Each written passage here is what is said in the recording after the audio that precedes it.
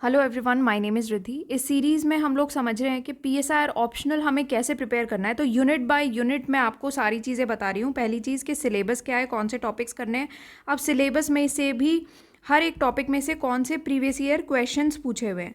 तो यहाँ पर पिछले 40 साल के प्रीवियस ईयर क्वेश्चंस मैंने आपको कंपाइल करके दिए हैं। तो ये वीडियो बेसिकली उन लोगों के लिए जो खुद से प्रिपेयर कर रहे हैं, किसी भी कोचिंग से प्रिपेयर कर रहे हैं, नॉट जस्ट कि सिनॉप्सिस से ही आप प्रिपेयर कर रहे हो, किसी भी जगह से आप प्रिपेयर कर रहे हो, तो उनके लिए प्रीवियस ईयर क्वेश्चन 40 साल के आप यहाँ से देख सकते हो। इससे आपको दो चीज़ों का आइडिया लगेगा। एक आपको वेटेज समझ में आ जाएगी कि कौन से टॉपिक से ज़्यादा क्वेश्चन आ रहे हैं, या फिर कौन से यूनिट में से सबसे ज़्यादा क्वेश्चन आए हैं। जैसे लोग कहते हैं कि थिंकर वाले यूनिट से बहुत ज़्यादा क्वेश्चन आते हैं, बट थिंकर वाले यूनिट से अगर आप यूपीएससी का पेपर एनालाइज करोगे तो आपको समझ में आएगा सिर्फ एक एक ही क्वेश्चन आता है। बट अगर आप बाकी के ये टॉपिक्स देखोगे, बाकी यूनिट्स देखोगे, तो आपको समझ में आएगा कि थिंकर्स का सिर्फ मार्केट में ये हवा बना रखी है, क्योंकि थिंकर्स काफ़ी बड़ा और वास्ट एरिया हो जाता है। तो कोचिंग सेंटर इस वजह से थिंकर्स इसलिए गाती हैं ताकि आप जाओ मार्केट में और ईयर ऑन ईयर उनका मटेरियल परचेज करते रहो। वो सिर्फ एक मार्केटिंग स्ट्रैटेजी है, ऐसे ज़्यादा कुछ नहीं है। आप यहाँ पर देख सकते हो, जैसे ये यूनिट 4 है, तो यूनिट 4 इक्वालिटी है। 2021 में ये क्वेश्चन पूछा हुआ है, एक क्वेश्चन यहाँ पर आ गया। फिर 2021 में ही दोबारा से एक और क्वेश्चन पूछा हुआ है। तो सिर्फ इक्वालिटी में से 2 क्वेश्चन पूछ लिए गए हैं एक ही साल में। तो आप देख सकते हो कि कितना इंपॉर्टेंट है। यूनिट 2 बहुत इंपॉर्टेंट है। एक ही साल में एक ही टॉपिक से 4 क्वेश्चन पूछ लिए हैं। ठीक है, ऐसे ही वो आपको ये भी देखना पड़ेगा कि अगर कोई बंदा थिंकर्स की बात कर रहा है तो थिंकर एक पर्टिकुलरली जो यूनिट 10 में आ रहा है, लिबरल थिंकर एक अलग चीज़ है, is very different from liberalism. Liberalism अलग चीज़ हो जाएगी, और अगर कोई लिबरल थ्योरी ऑफ स्टेट पूछ रहा है वो अलग चीज़ हो जाएगी। ठीक है, या फिर जेएस मिल के बारे में अगर किसी ने पूछा वो अलग चीज़ है, JS mill theory of state अलग चीज़ है। तो प्रीवियस ईयर क्वेश्चंस मैं आपको दिखा देती हूँ और किस तरीके से क्वेश्चंस रेपिटेटिव नेचर के हैं या सिलेबस में से डायरेक्ट क्वेश्चन पूछा जा रहा है वो भी। उसके बाद मैं आपको पूरा स्ट्रक्चर बता रही हूँ और सिलेबस को कैसे हमने डाइसेक्ट करके बताया हुआ है। जैसे यूनिट 4 है, तो यूनिट 4 में भी आपको कौन से टॉपिक्स पढ़ने हैं। जो एक तो आपके टॉपिक्स वो हो गए जो डायरेक्टली सिलेबस का पार्ट है, दूसरे टॉपिक्स आपके वो हो गए जो जिसमें से यूपीएससी ने क्वेश्चंस पूछे हुए हैं, ताकि आपको ये समझ में आ जाएगा कि इन टॉपिक्स के अंदर भी फर्दर कौन से सब टॉपिक्स हमें पढ़ने हैं जिनसे हमारे यूपीएससी के क्वेश्चन सॉल्व हो जाए। जो मार्केट में टेस्ट सीरीज़ बनती हैं वो चीज़ आपको ये समझनी पड़ेगी कि आप में से ही कोई ना कोई लोग आके यहाँ पर हायर किए जाते हैं कोचिंग सेंटर्स में, और यही लोग आके क्वेश्चंस बनाते हैं। तो जो बच्चे जिनका एग्ज़ाम नहीं निकल रहा है या जिनका इवन प्री भी क्लियर नहीं हुआ है, वो लोग पेपर बना देते हैं, ये टेस्ट सीरीज़ बना देते हैं। तो उस लेवल में और जो यूपीएससी पूछ रहा है उस लेवल में ज़मीन आसमान का अंतर है, ये आपको समझना चाहिए। तो अगर कोई बंदा ये कह रहा है मेरे तो फ़लानी पीएसआईआर की टेस्ट सीरीज़ में बहुत बढ़िया नंबर आए हैं, मैंने तो टॉप किया है, तो आई एम वेरी सॉरी कि आपने हो सकता है वहाँ पर टॉप कर लिया और हो सकता है आप पीएसआईआर में फेल ही हो जाओ, क्योंकि मार्क जो पूछ रहा है यूपीएससी वो चीज़ बहुत अलग है जो टेस्ट सीरीज़ में जो ऐसे लोगों ने बनाया है जिनका अभी कोई क्रेडेंशियल नहीं है। नेक्स्ट चीज़ हम यहाँ पर ये भी पढ़ेंगे, समझेंगे कि फॉर एग्जांपल इक्वालिटी पूछा है, तो इक्वालिटी के अंदर और फर्दर सब टॉपिक कौन से होने चाहिए जो कि प्रोबेबल क्वेश्चन बनते हैं जिसमें से यूपीएससी पूछ सकता है। क्योंकि क्या होता है, जैसे मान लो टाइप्स ऑफ इक्वालिटी है, ठीक है, तो टाइप्स ऑफ इक्वालिटी में 3 तरीके की टाइप यहाँ पर दी हुई है, सोशल, पॉलिटिकल, इकोनॉमिक। तो यहाँ से आपको ना कुछ चीज़ें तो ये पता लग जाएंगी कि ये क्वेश्चन पूछा है, ये क्वेश्चन पूछा है, बट हो सकता है ये दोनों क्वेश्चन ना पूछे हों।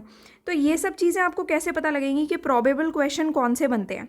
जैसे एक क्वेश्चन अगर ये पूछ लिया है, ये नहीं पूछा था, ये नहीं पूछा था, ठीक है, तो इसमें से प्रोबेबल क्वेश्चन कौन से बनते हैं, कौन से क्वेश्चन आ सकते हैं, कौन से टॉपिक्स हमें और करके जाने हैं, ये भी इस पूरे स्ट्रक्चर में आपको पता लग जाएगा। तो आपको ये स्ट्रक्चर के हिसाब से अपनी तैयारी करनी है। और ये चीज़ हमें कहाँ से पता लगती है कि कौन से क्वेश्चन आ सकते हैं, ये चीज़ पता लगती है हमें ऑथेंटिक बुक्स से। तो मार्केट में जो बुक्स हैं, अलग अलग बुक्स आप रेफ़र करोगे, उससे आपको समझ में आ जाएगा कि इस पर्टिकुलर टॉपिक के अंदर ये सारी सब हेडिंग्स आएंगी और इन सब हेडिंग्स में मुझे काम करना है। तो अगर आप खुद प्रिपेयर कर रहे हो, well and good, otherwise synopsis IAS one stop solution है, हम लोगों ने सारा कुछ करके दिया है। अगर आप ग्रेजुएशन पोस्ट ग्रेजुएशन कर रहे हो तो आई वुड सजेस्ट यू आप अपनी प्रिपरेशन खुद से करो, खुद से नोट्स बनाओ। बस ये चीज़ आप देख लेना कि ये आप सारे प्रीवियस ईयर क्वेश्चंस आपके इससे सॉल्व होने चाहिए। मार्केट में कोई भी मटेरियल मिल रहा है उसको देखने का भी ये बेस्ट तरीका है।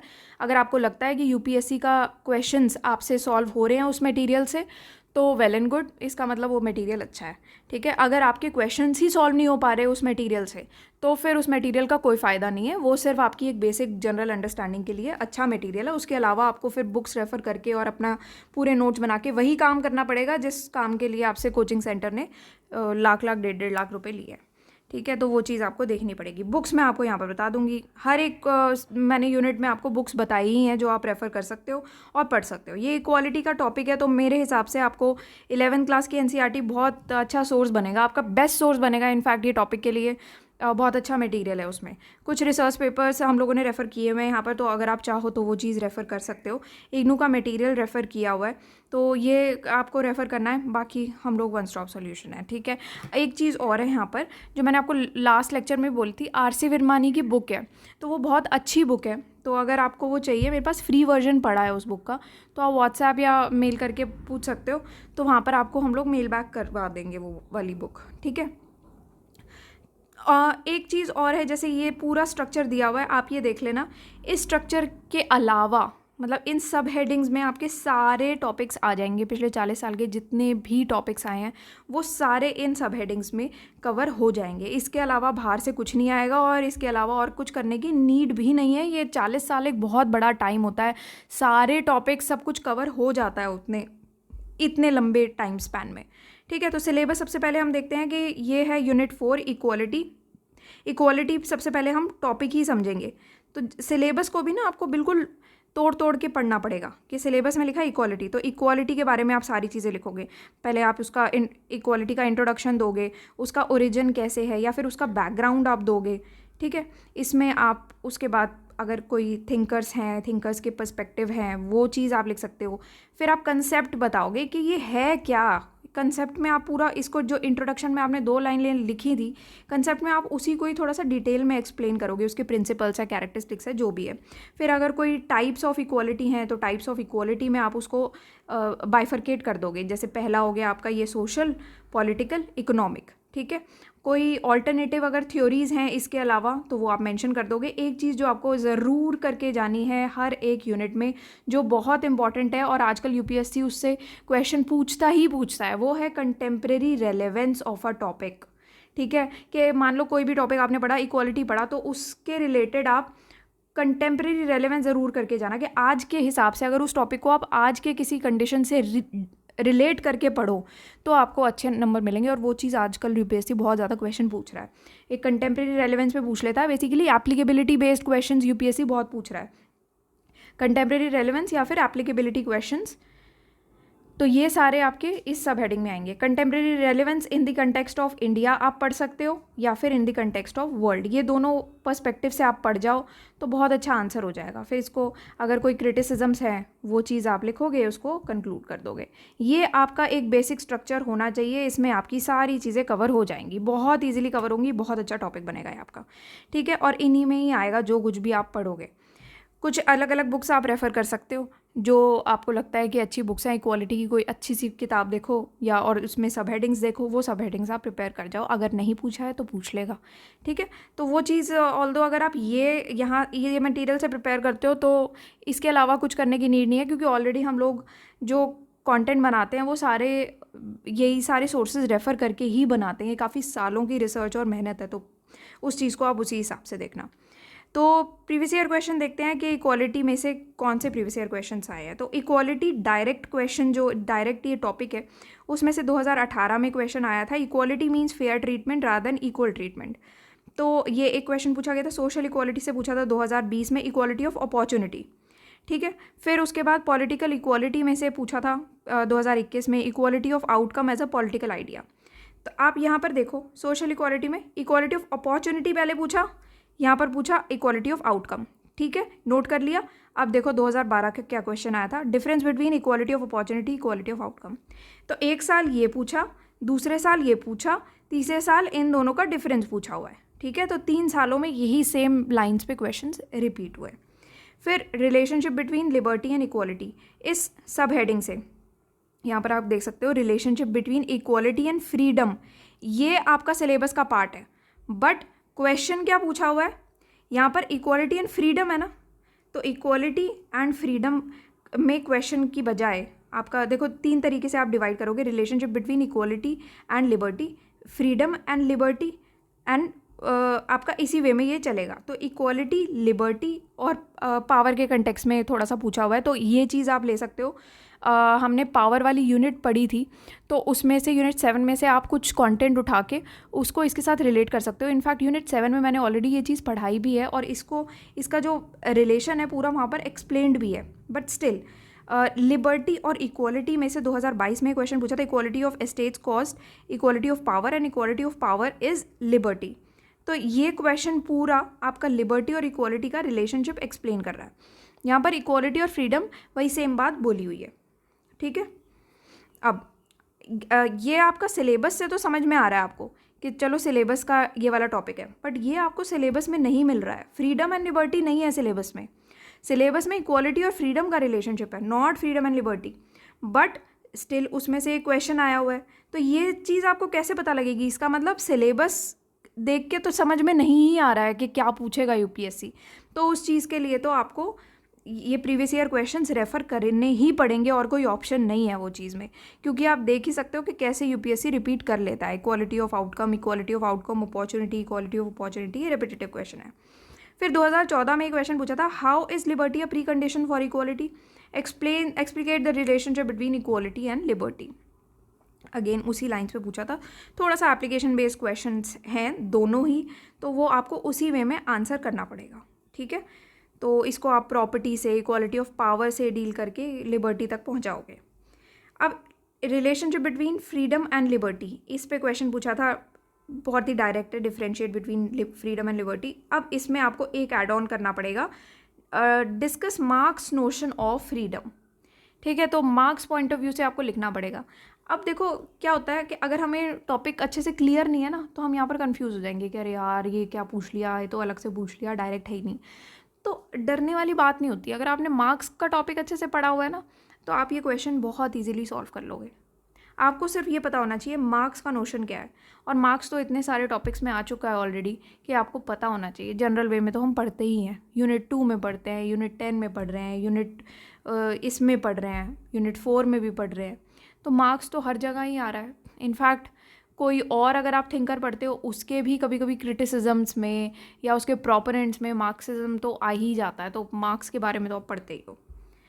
फिर अफर्मेटिव एक्शन में से क्वेश्चंस पूछे हुए हैं। अफर्मेटिव एक्शन 2021 में पूछा है, 2016 में कमेंट अफर्मेटिव एक्शन, 2012 में पूछा why is affirmative action important in provision of equality of opportunity. तो आप देख 2012 का क्वेश्चन नोट करो, इक्वालिटी ऑफ अपॉर्चुनिटी पूछा है, why is affirmative action important in provision of equal opportunity, ठीक है, 2012 में ही पूछा था। अब 2012 का यही क्वेश्चन देखो, comment on the difference between equality of opportunity and equality of outcome.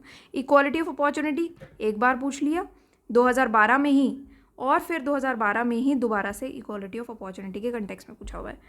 फिर लोग कहते हैं कि थिंकर्स इंपॉर्टेंट है ना, इंपॉर्टेंट है बट इतने नहीं जितना ये बोला जाता है। आप वेटेज उठा के देखो यूनिट्स की, आपको समझ में आ जाएगा। अब स्ट्रक्चर क्या फॉलो करना है जब भी हम अपना इस यूनिट को प्रिपेयर करेंगे, अपना कंटेंट बनाएंगे। सबसे पहले आपको लिखना है इक्वालिटी। इक्वालिटी को इंट्रोड्यूस करोगे, उसका ओरिजिन बैकग्राउंड दोगे, कंसेप्ट बताओगे, टाइप्स बताओगे। टाइप्स में आता है social equality, political, economic. Social में आप इसको वही सेम लाइन फॉलो करोगे, इंट्रोड्यूस करोगे और कंसेप्ट बताओगे इसका, ठीक है। थिंकर्स व्यू इसमें लोगे थोड़ा बहुत और इसको क्रिटिसाइज़ करके कंक्लूड करोगे। एक एक्स्ट्रा पॉइंट आपको इसमें ऐड करना है, इक्वालिटी ऑफ अपॉर्चुनिटी। और एक और चीज़ आप यहाँ पर ऐड कर सकते हो, इसका कंटेम्प्रेरी रेलेवेंस। अगर वो कर दोगे बहुत ही बढ़िया हो जाएगा आपका आंसर, ठीक है। यूपीएससी ने पूछ लिया, आप आंसर कर पाओगे। फिर पॉलिटिकल इक्वालिटी में आप 3 चीज़ें और पढ़ोगे, इक्वालिटी ऑफ आउटकम पढ़ोगे, इक्वालिटी ऑफ आउटकम ऐसा पॉलिटिकल आइडिया के कंटेक्स्ट में पढ़ोगे।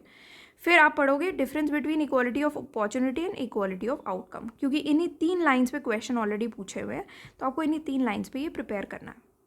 इकोनॉमिक इक्वालिटी में भी आप जनरल कंटेक्स्ट में पढ़ोगे, सिंस इसमें से कोई क्वेश्चन नहीं पूछा हुआ ऐसा कोई, तो सब हेडिंग कोई नहीं है, बस इसमें आपको जनरल अंडरस्टैंडिंग इसकी करनी होगी। वही इंट्रोडक्शन करोगे, फिर कंसेप्ट समझोगे, थिंकर्स पर्सपेक्टिव लोगे, ठीक है, वही सेम करना है यहाँ पर। फिर थिंकर्स पर्सपेक्टिव यहाँ पर आप कुछ ले सकते हो। रिलेशनशिप बताओगे आप अगेन इक्वालिटी और फ्रीडम के बीच में, फिर relationship between liberty and equality के बीच में, and relationship between freedom and liberty के बीच में।